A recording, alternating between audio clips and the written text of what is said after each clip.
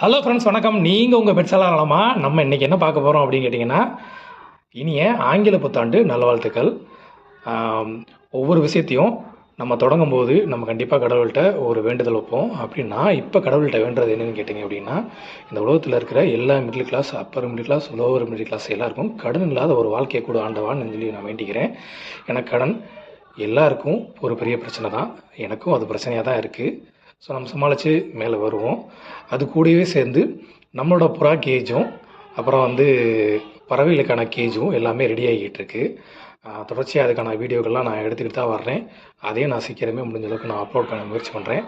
நான் நண்பர்கள் எல்லாருமே நம்ம வீடியோவுக்கு லைக் பண்ணுங்கள், கமெண்ட் பண்ணுங்கள், நம்ம சேனலுக்கு சப்போர்ட் பண்ணுங்கள்.